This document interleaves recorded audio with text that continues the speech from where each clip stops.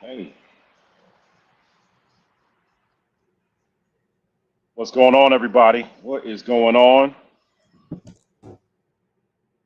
Anniversary of Bloody Sunday and all that happened in Selma. Powerful moments, powerful opportunities to reflect on democracy, to reflect on what's going on in the country, and just to embrace the greatness of who we are as a people. For those that are just joining us right here, Michael Blake, CEO of Cairo's Democracy Project. Uh,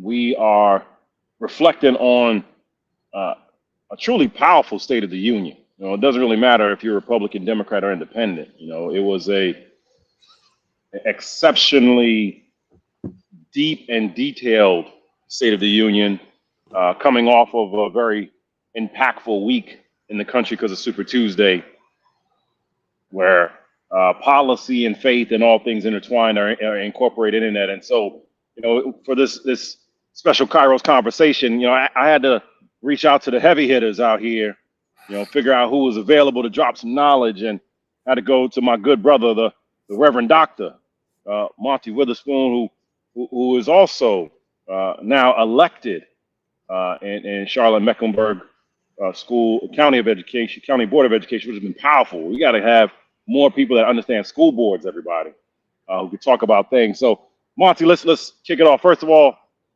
how's your spirit? How are you doing? How you feeling?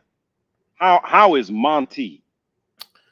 Brother, I'm feeling great and just optimistic about on so many levels, about so many different things.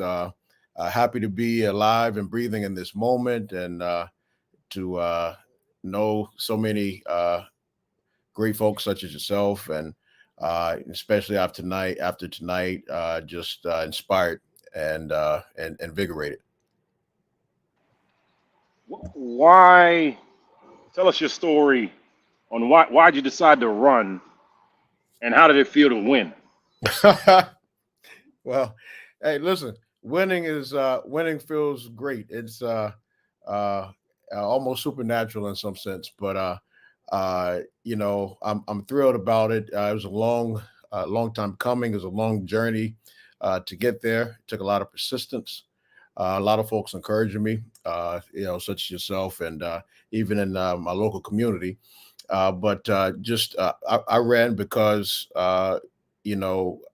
I am concerned about the future of our of students, of young people, and I thought that is the after considering thinking about politics and kind of doing some soul searching, and I thought that the education space was the best place for me really to continue my advocacy for so many people and students, that particularly those that are underserved and that are being left behind. Give us a sense around the size and scope of your district and down in North Carolina. I mean, you are in, look, you're in one of the 7 battleground states in this country. You're in a county that will determine what's going on in democracy. So give people some perspective of the district size and the roles and responsibilities that you have. Sure. We are Charlotte Mecklenburg Schools. It is the 17th largest school district in the country, and so that gives you some perspective of how large this district is. We're second in the state behind Wake County, approximately 140 plus thousand students, 180 plus 180 plus schools. And our county comprises not only Charlotte but the surrounding towns as well. I think we're approaching well over 1 million people in the county. So and 19,000 employees, which we are responsible for, which includes everything from teachers to bus drivers to as well as mechanics, all of that. It's a big, large ecosystem. Some would even suggest too large, but nonetheless, I think that we can be very effective.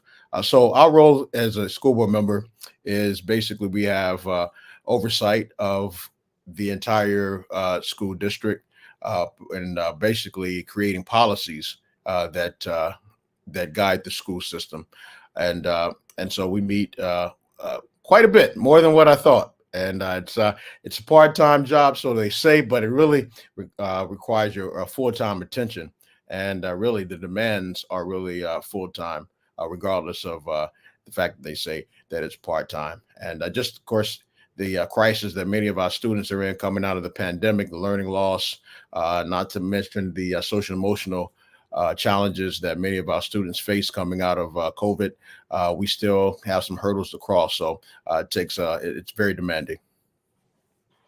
How are you and you all handling the conversations around DEI and banning of books that are happening across the country? It's been pretty surreal to watch these conversations where people don't want us to reflect on history out of their fear of learning about it. Give us a sense of how you all are pressing forward and handling it, the challenges that exist around balancing reflecting on history while also balancing the politics. Well, I think one of the great things about Mecklenburg County in particular is that we are heavily Democratic. And so that goes a long way with our approach to education, book ban, and all that. We have the majority of our board is 100% against book ban. Of course, there are a lot of legislation that's come down through the state that in the previous year we had to the school board had to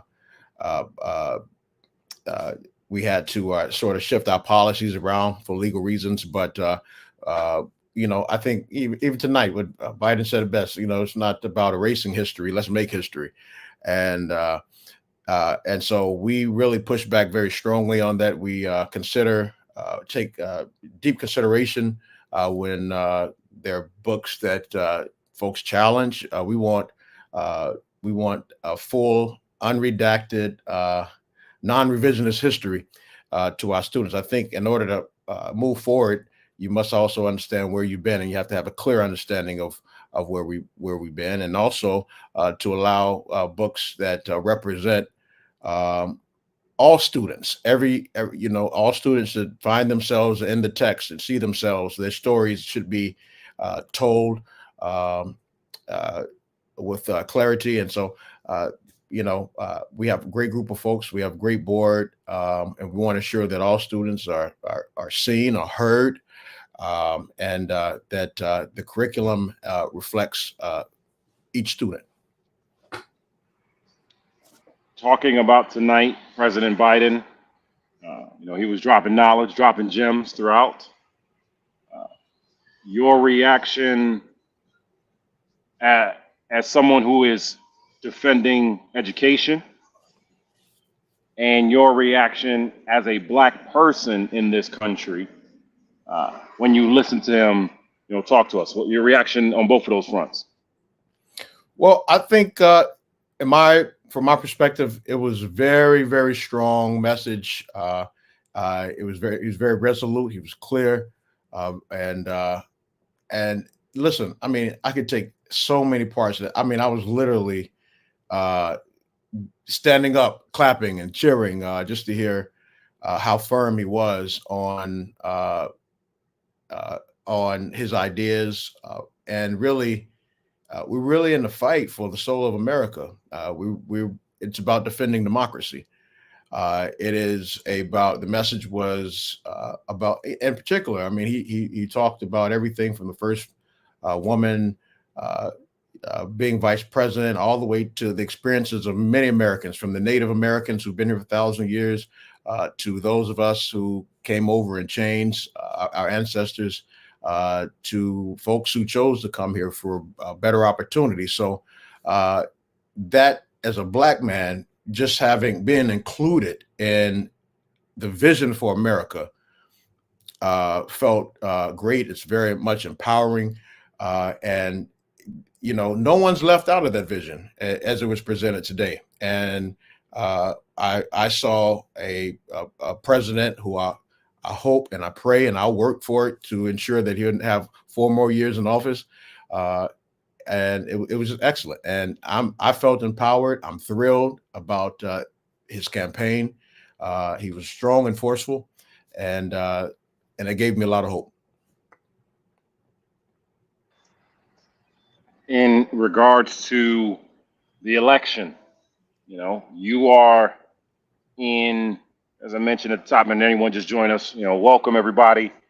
Michael Blake, Kairos Democracy Project. This is another one of our Kairos conversations. We have here Reverend Dr. Monte Witherspoon, who is also recently elected, successful in winning his election to the school board in Charlotte, Mecklenburg County, North Carolina. Uh, you are in one of the counties that will determine democracy in a very clear and impactful way. Give us some neighborhoods in your county that people should be paying attention to. So when it comes to November, right? It's like, hey, you know, if you're looking at these specific neighborhoods, you're going to actually see this is why President Biden is going to win this thing. This is why you should be seeing what's going on. Number one. And number two, can we talk about the craziness of what you have in that Republican candidate for governor and the foolishness that he keeps saying right now? So yeah, number one, what are some very specific areas in the county that we should be paying attention to? And then two, school people on what's going on in that governor's race. Yeah. So, you know, when I was on last year, I served on the County Democratic Party executive board, and I was very clear that, you know, not just particular neighborhoods, but also communities of folks that we need to really reach out to, and we need to start yesterday. And one of those communities, you know, I thought were Black men. You know, a lot of folks were saying, you know, that, you know, we had just fallen out of the political process, that that some were even inspired by Trump, or maybe went to the Republican Party. Not so much so, maybe just that Black men have fallen out of the political process, just don't go vote. I said we need to really have a strategy and a messaging to bring them back into the political process, because for so long our voices, we know, they have not been reflected in so many policies, but at least we felt that you know, our voices weren't being heard. And so I said that clearly, that we have to focus on that particular demographic, but also our young people, young adults, really getting that college age, those in the 20s and 30s back to the polls, I think was going to be huge. And so the Democratic Party here is on fire. We, under new leadership, have some new direction. So I think that we're that's going to be huge. But also in North Carolina, when you look across the total landscape, the majority of Black folks, you know, are in the rural areas. So we basically focused for so long on Wake County and Mecklenburg County, and kind of forgot about the folks in those rural areas who may make the difference as well. Of course, we know Mecklenburg's going to turn out. We know Wake's going to turn out prayerfully, but also those in the rural counties. I was happy when we had our SEC meeting that they met in a rural town in Eastern North Carolina, and part of that was to show that they matter, and that those votes out there should not be forgotten. But going to that fellow who's running for governor, listen, we live in strange times now. So very strange times. I am concerned because, you know, he is a Black man, and so folks kind of will. We have to be clear in our messaging. We have to be clear about what we stand for and our ideas. It's going to be a huge challenge. But man, I mean, if you just listen to his rhetoric, it's it's crazy. And so, you know, we have a fight on our hands. But I think people are conscious, and those who are not, we have a responsibility to bring them up to speed on the issues, and on every candidate for that matter. He's just one of many who I think are toxic, and will pose who are one of those folks that are a threat to our democracy. And as a perfect way to bring it home and close us out, when you hear that this is our moment, this is our Kairos to protect and empower democracy and make it practical for people of color. What is your clarion call on why, very practically on the ground in Mecklenburg County and North Carolina, Black and brown folk need to have democracy protected? Our very existence, it is clear that there are folks that want to turn back the hands of time, who are actively turning back the hands of time, or stripping our rights away, voting rights, women's rights, uh, so many things that all of the progress that we've made over the years. Should we be further along? Absolutely. But the alternatives are deadly, and our lives depend on it. Our future generations depend on it. Our very existence depends on us going to the polls. Forget all of those peripheral sort of issues that don't matter, someone's age, all of this. Listen, our existence is is is totally dependent on us showing up at the polls and going to vote. Our future's on the line. Our future's on the line, our existence, the alternatives are deadly. Couldn't have said it better myself. Reverend Dr. Monte Witherspoon. This is why you got elected. This is why you out here making things happen in Mecklenburg. And we're just grateful for you, man, and grateful for how you continue to rock with us in Kairos. And we have your back and we support you along the way. Thank you, brother, for everything you're doing. Thank you. Glad to be here. Thank you for what you do as well. Always. Everybody, good to see you all again. We just wanted to keep it connected to the ground and people on the ground. The State of the Union was a powerful address, of course, from the president, but it happens what's happening on the block. So yesterday you heard from Las Vegas, today you heard it from Charlotte, Mecklenburg, and we're going to keep it going, everybody. This is our time, this is our moment, this is our democracy, this is our Kairos. On behalf of the Kairos Democracy Project, everybody, Michael Blake, have a great night. Thank you. Blessings.